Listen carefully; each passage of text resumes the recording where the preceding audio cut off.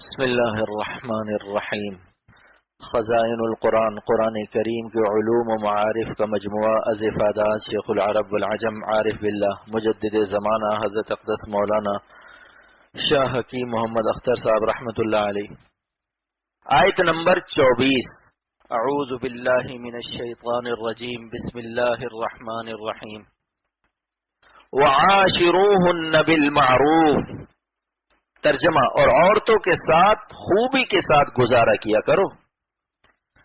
اللہ تعالیٰ نے قرآن پاک میں بیویوں کے لیے جو سفارش نازل فرمائی کہ وعاشروہن بالمعروف، ان کے ساتھ بھلائی اور خوش اخلاقی سے پیش آنا، اگرچہ یہ کڑوی بات کریں گی کیونکہ آدھی عقل کی ہیں، لیکن ان کی کڑوی کڑوی باتوں کو برداشت کرنا اور ان کے ساتھ معاملہ بھلائی اور احسان کا رکھنا۔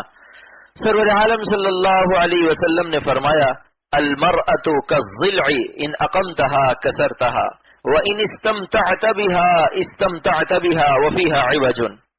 عورت مثل ٹیڑھی پسلی کے ہے، اگر سیدھا کرنا چاہو گے تو ٹوٹ جائے گی، اور اگر اس ٹیڑھی پسلی سے فائدہ اٹھانا چاہو گے تو فائدہ اٹھا لو گے، اس کا ٹیڑھا پن رہے گا۔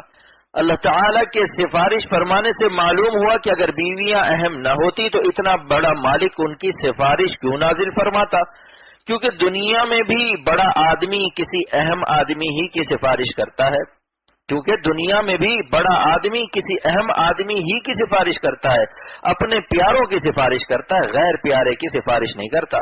کیا کوئی وزیر اعظم کسی گورنر یا کمشنر سے کہہ سکتا ہے کہ بھنگی پاڑے کے فلاں بھنگی کا خیال رکھنا، اس سے خوش اخلاقی سے پیش آنا؟ جو اہم اور وی آئی پی شخصیت ہوتی ہے اسی کے لیے سفارش کرتا ہے۔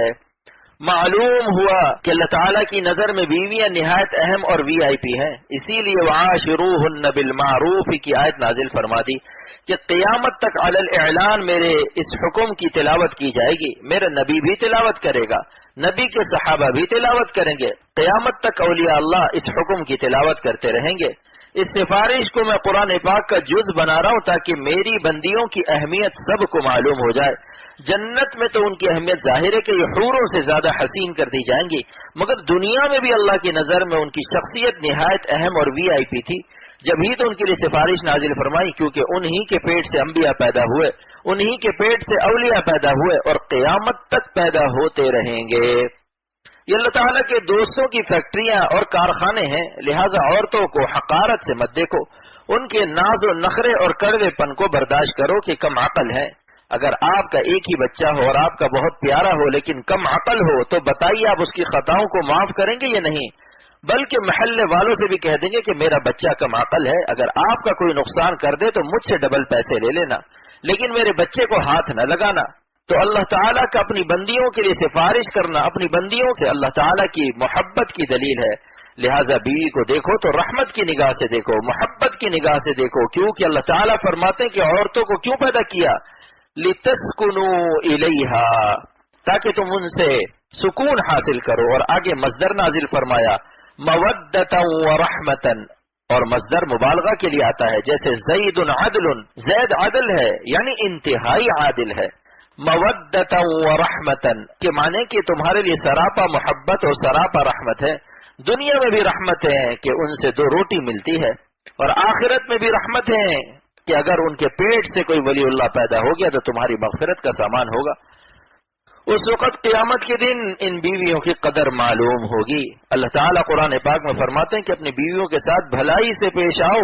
علامہ آلوسی رحمۃ اللہ علیہ نے روح المعانی میں پارہ نمبر 27 سورہ رحمان کی تفسیر کے ذیل میں ایک روایت نقل کی ہے کہ حضرت ام سلمہ رضی اللہ تعالی عنہ نے پوچھا کہ یا رسول اللہ صلی اللہ علیہ وسلم، جنت میں حوریں زیادہ حسین ہوں گی یا مسلمان بیویاں؟ حضرت ام سلمہ رضی اللہ تعالی عنہ یہ سوال کر کے قیامت تک عورتوں پر احسان کر گئیں۔ سرور عالم صلی اللہ علیہ وسلم فرمایا کہ اے ام سلمہ، جنت میں مسلمان بیویاں حوروں سے بھی زیادہ حسین کر دی جائیں گی۔ پوچھا وہ بھی مزہ کا، ایسا کیوں ہوگا؟ آپ نے فرمایا کہ حوروں نے نمازیں نہیں پڑھی ہیں، روزے نہیں رکھے ہیں، شوہروں کی خدمت نہیں کی ہے، بچے جننے کی تکلیف نہیں اٹھائی ہے، اور مسلمان عورتوں نے نمازیں پڑھی ہیں، روزے رکھے ہیں، حج کیا ہے، شوہروں کی خدمت کی ہے، بچے جننے کی تکلیف اٹھائی ہے۔ حدیث کے الفاظ یہ ہیں بصلاتهن وصيامهن وعبادتهن البس الله وجوههن النور۔ ان کی نمازوں روزوں اور ان کی عبادت کی وجہ سے ان کے چہروں پر اللہ تعالیٰ اپنا نور ڈال دے گا جو مستزاد ہوگا، اضافی ہوگا. حوروں کے اندر وہ نور نہیں ہوگا. اللہ تعالیٰ جس پر اپنا نور ڈال دے اس کے حسن کا کیا عالم ہوگا. ماں عائشہ صدیقہ رضی اللہ تعالیٰ عنہ فرماتی ہیں کہ حضور صلی اللہ علیہ وسلم جب تشریف لاتے تھے تو مسکراتے ہوئے آتے تھے، آنکھ بند کر کے عرش اعظم پر نہیں رہتے تھے، زمین والوں کا حق بھی ادا کرتے تھے. حالانکہ آپ کو امت کا کتنا غم تھا، ہر وقت کفار سے مقابلہ. ایک جہاد ختم ہوا، ابھی تلوار رکھنے نہیں پائے کہ دوسرے جہاد کا اعلان ہو گیا، لیکن اس کے باوجود کبھی ایسا نہیں ہوا کہ آپ گھر میں داخل ہوئے ہوں اور چہرہ مبارک پر تبسم نہ ہو. اپنی بیویوں کے پاس مسکراتے ہوئے آنا یہ سنت آج چھوٹی ہوئی ہے. حضور صلی اللہ علیہ وسلم فرماتے ہیں سب سے اچھے اخلاق والا وہ ہے جس کے اخلاق بیوی کے ساتھ اچھے ہیں. ہم دوستوں میں خوب ہنسیں گے، خوب لطیفے سنائیں گے اور بیوی کے پاس جا کر سنجیدہ بزرگ بن جائیں گے، منہ سکوڑے ہوئے جیسے ہنسنا جانتے ہی نہیں. اور وہ بیچاری تعجب میں ہے کہ یا اللہ میں دن بھر منتظر تھی کہ رات میں آئے گا تو اپنے شوہر سے ہنسوں بولوں گی اور یہ پتھر کا بت بنا ہوا ہے. یہ مسکرانا ہنسنا بولنا عبادت میں داخل ہے. رات بھر نوافل میں جاگنا اور بیوی سے بات نہ کرنا یہ صحابہ کی سنت کے بھی خلاف ہے.